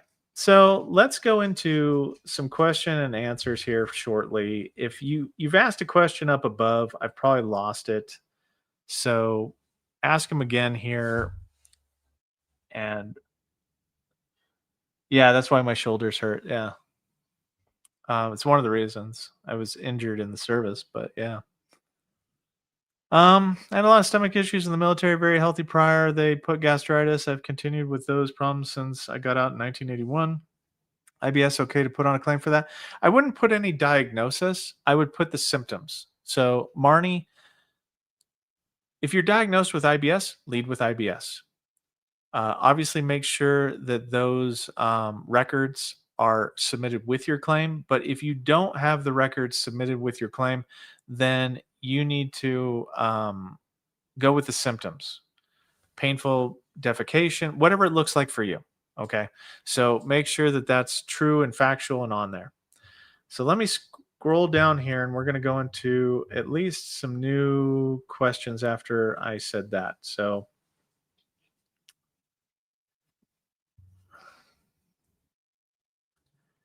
um,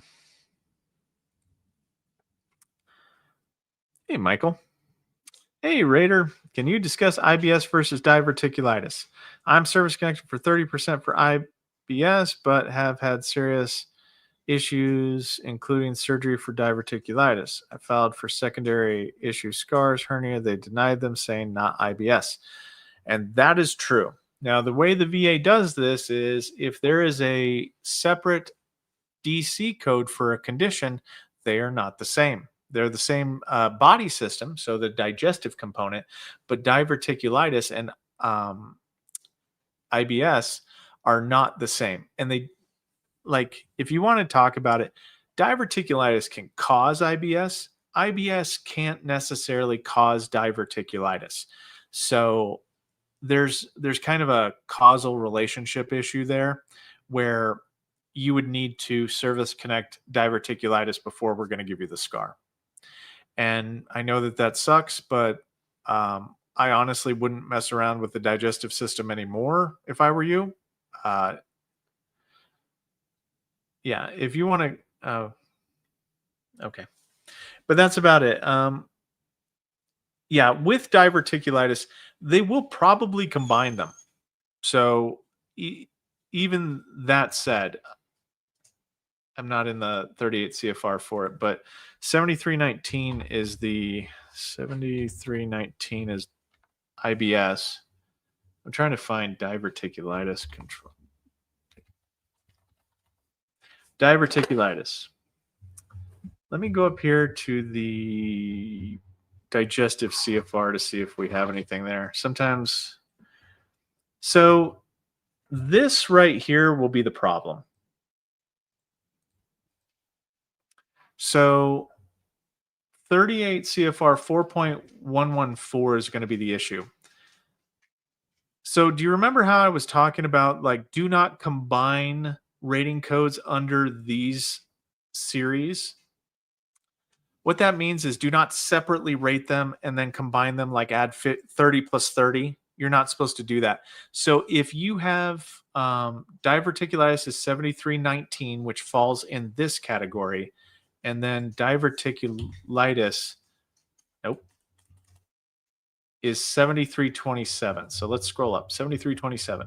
And I want to say that, yeah, 7327. So 7319 and 7327 fall in this right here. They can never be separately granted. So, unfortunately. And then Michael says, was trying to go for TDIU. From that, I have been out of work due to the complications. And TDIU is an option, Michael. So just keep that in mind. But you'd have to, letters from your work, things like that, that can help substantiate that that your service connected disabilities are what are causing you to not be able to work is the best thing. All right, let's keep going. Thrasher.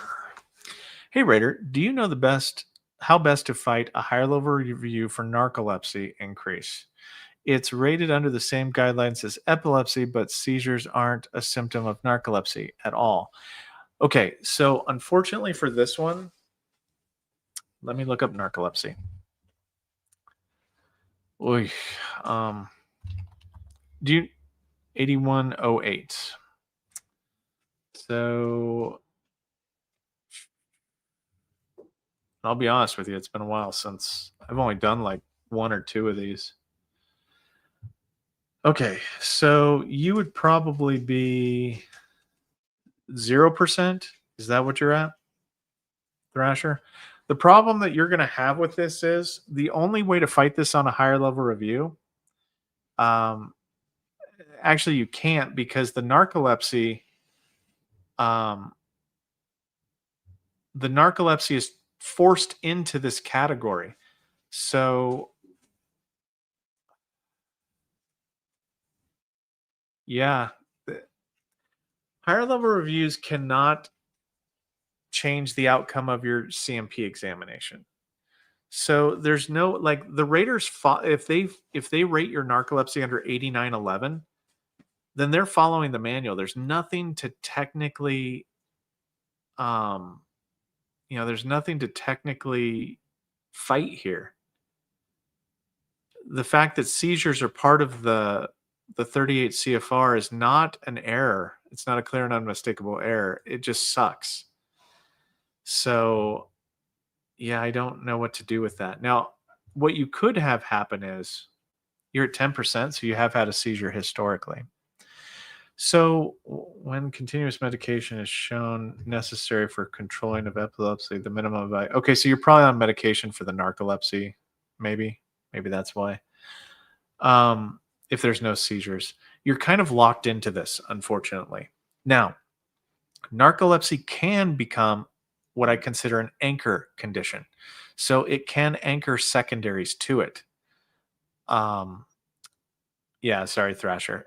There's just not much to do. There's no higher level review, and I know that I'm not saying anything you want to hear, but there's nothing for the DRO to do on this because the rater has to follow this criteria because that's the way the 38 CFR tells the rater to behave. So my advice to you is not to do the higher level review because the outcome would be the exact same. Now, my better advice to you would be to try to figure out if narcolepsy causes any other disabilities that you have. That would be a better fight to pursue. Like if you have depression or anxiety due to narcolepsy and the fact that you probably can't drive legally due to it, things like that. That might be what I would spend my time on uh, better because I'll tell you right now, you have a 100% chance not to win that higher level review. Um, Brian, I did both. I was a CT tech and a MR, or well, I did some MRI, but not very much. Okay. And then VA asked for a 2142 on September 8th. I submitted on the 19th. Will they wait the full? Yes, they will typically wait the full 30 days, Frank. Just because the tracked items sometimes will not, um, and it is crap, Thrasher. I'm going to tell you right now, it is crap. It's not fair in any way, shape, or form because you're analogously forced into it. But they will wait the full 30 days typically. How much probative value does discharge summaries from a hospitalization of a diagnosed and claimed condition have that also contains a nexus? Ken, it doesn't have much probative value because there has to be something to anchor it to service for it to be a nexus. So unless it's a presumptive, it's going to be hard. You will have to have some kind of doctor make that determination based upon seeing evidence from your service record, or if it's a secondary condition, this would have more probative value because we're talking in the here and now. As long as we're not talking about the direct theory, that's better. I do go Darth Raider. I can do a video on Meniere's. Meniere's just sucks from a Raider standpoint. It's a lot of work and it can be challenging. BLK, I don't know. Never been a DRO before. I would assume that their coaches get assigned claim, or well, their D Rock gets assigned claims, or whoever's doing the DRO related activities that day, their RO gets assigned the claims for the higher level reviews, and their coaches disseminate them to them. Fully developed claim on 926. My claim is at step 5, which I don't know anything about the steps. I noticed that the claims I submitted do not include the back and radiculopathy. Also shows an AMA review for the other items. Are they doing a partial rating? If there's an AMA review, then what has happened is they've probably removed those contentions off of your claim because you've been previously denied for them. That's what that would mean. The only time that they're doing an AMA review on a claim that you submitted is when you filed it on the wrong form. So you're probably going to receive some correspondence from the VA saying, hey, you filed this on the wrong form. Please file your back and your radiculopathy on a different form. Um, Here we go. High risk rescue. I like it. Positive Tara, diagnosed kidney cancer, kidney removal 5 months ago, fully developed claim 3 months ago, cancer removal, and a couple of residuals are deferred over a month, and no CMP scheduled, 1/2. Um,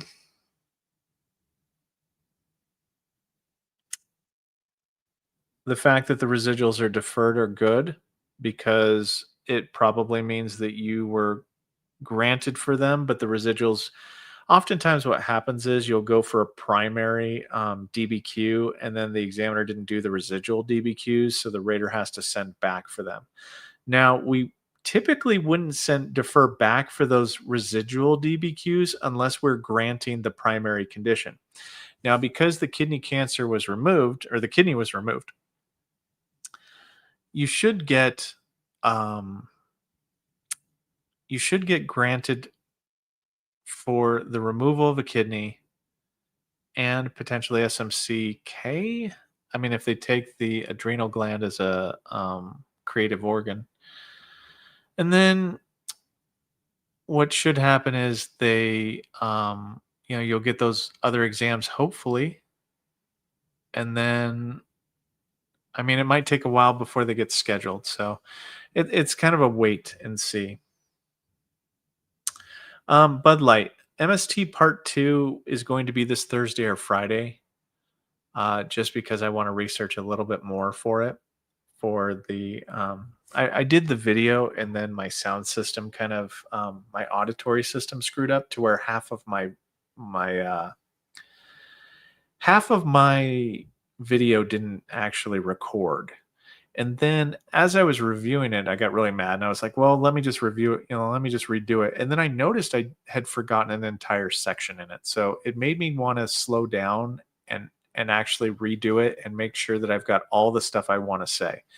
It could be a longer video because it was rolling at about 30. Sorry, we're going to have dogs barking.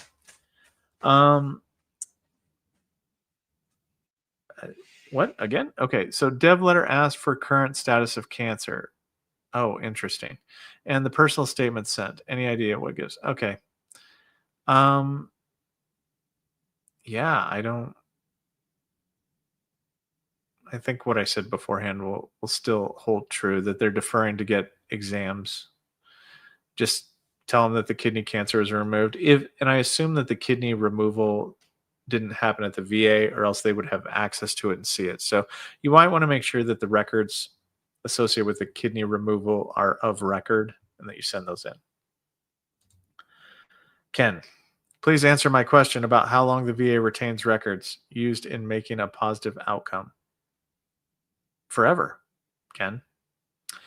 Even whenever they get archived, I think what happens is records get archived. What's the current archive? I think it's like 2005, before 2005.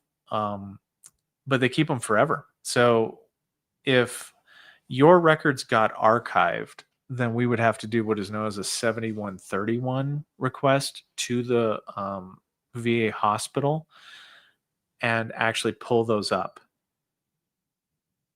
But the VA itself keeps these records forever. Like if you're talking about the VBA, like how long the VBA retains records, forever. But the VHA, they sometimes archive things, and we have to specifically ask them to go into their archive and pull them out. Why would a VSO say they can't take symptoms and they need a diagnosis before they can help? Okay, no bad mojo. I don't know why they would say that because that's not factually true. You, especially, I know in your situation, you're going for the go for Gen Med or the Muck Me. You need symptoms. Like symptoms are better than a diagnosis for that theory for service connection. Um,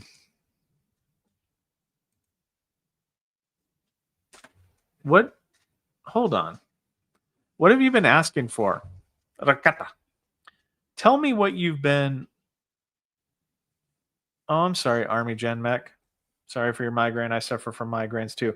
Please, Raider, check out my question. Last claim got me to 100%, but the letter says PNT and IU. What am I? You're PNT.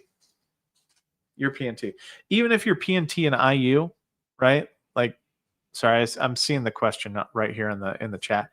So, okay, if you were granted IU, how you know that you're permanent and total for IU standards is that you were granted also DEA, Dependence Education Assistance. Now, I have had a conversation with some other people on here, which I like to thank them for having the debate with me about it, about whether or not IU is permanent. Okay. Now, I have answered them and I have responded to them about this. If you are granted IU, then you are artificially taken to the 100% level and you are air quote officially deemed total and permanent. However, I'm going to tell you right now, you are not a permanent 100%. You get a yearly review every single year for the rest of your life that you're on TDIU. And you get a review to see if you make over the poverty level. If you should ever make more than the poverty level, then what happens is the Social Security Department sends a letter in. The letter automatically triggers a claim, and the claim automatically severs your 100% in your DEA. You go through the motions for the DEA separation and reduction down to whatever you naturally are 70%, 80%, 90%, whatever you are. But if you make over the poverty level, you are severed from IU. So if you go down in money, like you're like, oh man, last year I made more, so this year I'm going to make less. That's not the way it works. You get severed for IU. So you need to make sure that you can't work sustained employment. So what you can't make more than the poverty level. I think it's like 15,000 right now for a single person. It's more for family members. But if you're on TDIU, I would make sure that you know that because around the time of January, the Social Security Department or somebody sends you a letter to check your employment, how much money you've made. And they do this like yearly thing where they check. Well, you need to make sure that you are responding to that. Because if you don't, they can take it away. Because it's not permanent, it's conditional. It's a conditional 100% that is conditional based upon you meeting specific criteria. If you fail to meet said specific criteria, and I'm not saying this because, the people that debated with me are great, like they're good because technically they're right. It is a permanent situation, but it's a permanent situation that can be taken away if you don't meet criteria. If you fail to meet the criteria, it goes away. So it's like a honorary PNT. My exit physical physician was nice enough to write, the veteran has several issues he needs to follow up on with the VA instead of listing the complaints. Fantastic. That's horrible. Okay, Marnie, thank you so much. I will go. Okay, cool.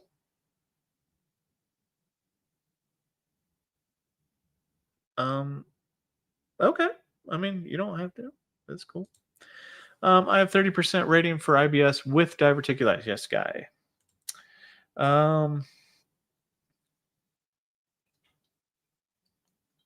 Okay, so the vertigo gets rolled into that's normal. Yeah, that's something that can happen with TBIs. Um, I can't explain the process for quick submit. I mean, technically, what happens is, see, there's a quick submit on the veteran side and a quick submit on the VA side. Quick submit on the VA side is where we send your VA form 21-4142 and your 21-4142A forms.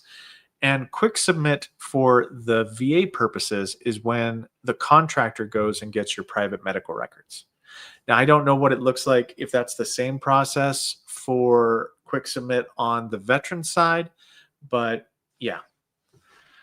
And guys, I'm about 5 to 10 out. Was trying to go for TDIU. Okay, so you have TDIU. Yeah, if you've got it, your PNT for TDIU and you've got DEA assigned, then you're okay. Hey Raider, what is the term you previously referenced as kind of an undo of a claim, a withdrawal? Where there is a window when you can okay, it's a withdrawal. It's a claim withdrawal. So you would here, let me go to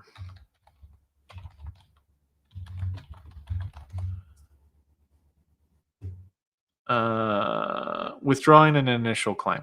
So this part of the manual right here. So this is where if you wanted to withdraw a claim, this is where like you just have to in writing tell them or by telephone. I would do both of these because technically if you do it by telephone, they might not oh, not a withdrawal. Okay. Shoot. Well, then I was wrong. When they make a mistake, like a CUNE, yeah, like they do a CUNE. So what can happen is they can, like, if the VA makes a mistake, they would do an EP 930. Oh, I'll get to the super chats. I'm getting to them. I'm getting to them. When the VBA makes a mistake, they open up an EP 930 if there's like a quality review or a clear and unmistakable error that was happening. Oh, the missed issues. Okay. Yeah, missed issues. That's what it is. Yeah, you would just you can sometimes do a higher level review if you want to talk about missed issues. Um yeah, sorry. All right, let me go here. Okay, I'm glad we at least sorted that out. It takes a village sometimes, guys, to help me. Um all right. So I think I don't know how far I got down here. Let me see here. I already answered that. Okay, so guys, granted PTSD diagnosed over a decade ago, didn't get the earlier effective date based upon the 21 liberalizing law. Okay, was your PTSD based upon fear? That's the only way that you can get that earlier effective date is if it was fear-based stressor. If it was non-combat, MST stressor, personal trauma, those do not get the thing. If it was fear-based, and I think you said yes to that, then you could do a higher level review and say, hey, look, I was diagnosed with PTSD. I should have met the earlier effective date. Okay, Guy, you have to go to a VSO and have them look up your DBQ and see if the stressor, if the examiner marked fear, due to fear, that has to be marked yes for the rater to give you that earlier effective date. So if they didn't mark yes to fear of hostile military or terrorist activities, then they can't grant it. They can't get you that earlier effective date. So go into a VSO, ask them to see if they'll review the PTSD DBQ, and if it was on there, then marked, if your stressor was marked yes to that, then you should do a higher level review. I hope that answered your question. A, is there any value in having my doc complete a DBQ to add to my BDD? I mean, yes, as long as they want to diagnose you with something, sure. Yeah. Yeah, there's value added to that. Yeah, true. Thank you for the donation, by the way, everybody. JR, get to the chopper. Come on, do it. Sit in here. I love the chopper. It's the governor of California. I don't get to ride in the chopper so much. It makes me sad. So I lift weights. Mr. Ray, VSR sent exam back to examiner. Examiner gave positive opinion regarding uh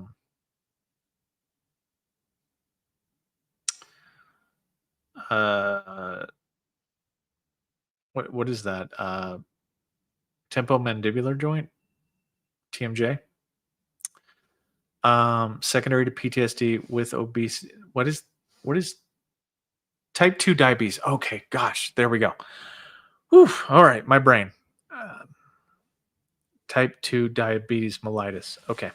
Secondary to PTSD with obesity as the intermediate step. Letter says the examiner gave a less likely than not. Okay, Mr. Wright, this is going. Yeah, it took a while. So typically, what the way we do it in service is we go DM with two capital I's. I don't know, diabetes mellitus type 2. Everybody does it differently. So why does that matter? Now, what I would do if they gave a positive medical opinion, I would go and double check that. I would double check with a VSO. No, it's fine, Mr. Ray. Don't worry about it. I figured it out. So I would go and double check everything associated with this claim. That's the way. See, I like to have all the answers so I know how to pivot in my own claim. Like just me talking to you as a veteran right now. I'm not talking as the rater, but talking as a veteran. I like to have all the answers so that way I can tell, okay, what did they do? What didn't they do? Because that's the way the higher level review has to be structured. Now, let's say you go before your VSO and your VSO actually reviews it with you and they say, yes, here's the positive medical opinion. You got to read every word in it because they can say, yes, yes, yes, yes, yes, no. And they can have conflicting evidence in there to where they marked yes, but then they said the exact opposite in there. What happens in that case is, sorry, my dogs are getting restless, so it'll have to be cut short soon. But what happens is that when we have that kind of yes and no situation, they should send it back to have it finally clarified. But that's a duty to assist error if they didn't. If they just went with, oh, it says no, then that's a duty to assist error. And that might not be able to be instantly granted in your favor. You might have to go back and have another examiner review it. But if you go with the VSO and they review it and they say, yeah, this should, like right here, there's nothing saying to the contrary. It all should have been yes, that should have been granted. Then that's something that the DRO can enact in the moment. So, okay, let me move on here. Jar. Does it lessen my chances of getting connected for migraine secondary to PTSD if I did not provide a migraine? No, migraine logs are not. Look, migraine logs are supportive in nature. They are not a needed component of the process. They are meant to help the examiner see the frequency. However, if you're able to articulate your frequency sufficiently and you're on medication for it, then a migraine log is not necessary to prove or disprove anything. And then we finally have Air Force Girl. Is it legal for Air Force Girl, you're starting out hot. Is it legal for the VA to use the intent to file I put in the PACT Act claim on a claim I have been continuously pursuing? Is it legal? So let me give me the okay. All right. So continuously pursued claims, and I said this a little bit earlier. In order to get the initial effective date of a continuously pursued claim, you had to be diagnosed on or before the condition. Now, the PACT Act further complicates this. Okay, so normally, in order to go back in time, you would have to be diagnosed before, within the initial claim or before the initial claim. and you were only yeah, that's the way that would work. So then if that's true, then you could go back in time to the first claim. Now, I don't have all the truth with your claim yet, but in order to go back in time to the PACT Act, August 10th of 2022, you would need to have been diagnosed before August 10th, 2022, because the PACT Act itself, for you to get an earlier effective date, you would have to be diagnosed before that. Yeah, and I have said no to Dro a lot, Mr. Ray. But there are some instances, if you have a legitimate claim that you can keep them busy with it, then yes. However, if you're like, I got denied, I'm going to knee jerk do a higher level review, that is no every day of the week. Um, and you were. Okay, Air Force girl. Then, um, like Mr. Ray, I might say that if your fact pattern matches up with this, right, then you should be granted potentially an earlier effective date at some point in time. Now, that, guys, is all of my family knocking at the door. So it looks like I'm going to be off of here. Does the diabetes have to be presumptive? I don't know. It depends on the context. So I'll try to have maybe another just question and answer day for you guys. Could one of you, because Jarhead's not here, maybe not this time, but next time, I might need one of you. If you guys are around a lot, what I might do is I might have somebody catch all the questions. And I might designate somebody who wants to do that to just catch all of the questions. And then I might do videos in addition to the videos that I put out every day. I might do videos that just answer those questions quickly. Now, the problem with that is that I can't have the conversations where you get to clarify things. So, and okay, Air Force girl. Sometimes the intent to files are used as the claims. Like, if you have an intent to file and you file a claim, the first claim you file eats that intent to file. So there might be something wrong. There might be something to that you could fight on a higher level review. But typically what happens is the first claim to get filed eats the ITF unless they were filed on the same day. Subsequent claims don't get to use the intent to file. So if you filed a 526 on, January 1st, you filed a 526 on February 1st, the January 1st would eat and absorb the ITF. The other ones wouldn't. Now, but finishing my thought, so that might be something that we can do. But keep in mind, okay, there's going to be like how we have right here. I might even have a time period where I say, hey, so and so, could you please start collecting all the questions after this point? And what you would need to do is you would need to write out detailed questions that have as much information as humanly possible on them.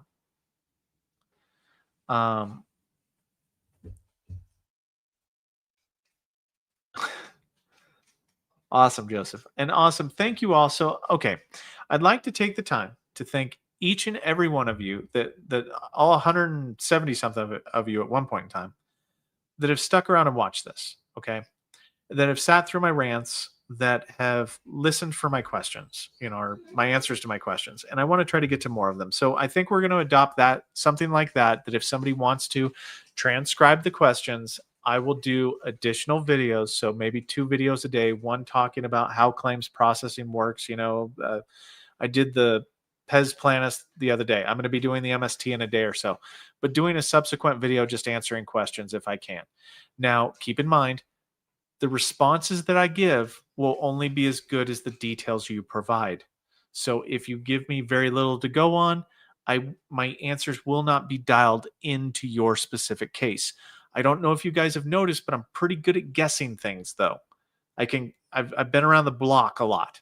So I know kind of how things work, so I can kind of guess.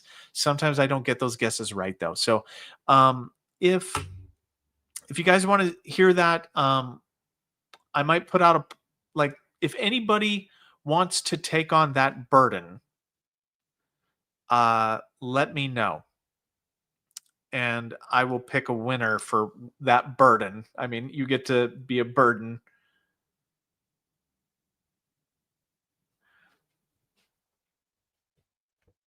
Yeah, can only get so many details in there. I'm pretty good though. I'm pretty good at figuring out the gist of things though. As long as you give me the who, what, when, where, and how. I'm pretty good at Clue. So yeah, anybody that wants to do it, shoot me an email. Obviously, my email sucks, Mr. Ray. I will get to my emails. I promise. I will try. I will start tomorrow. I'm going to be taking a few days off on the let's see here, the 16th, 17th. I'm probably going to have pre-recorded things. I might do. I'm going to be away.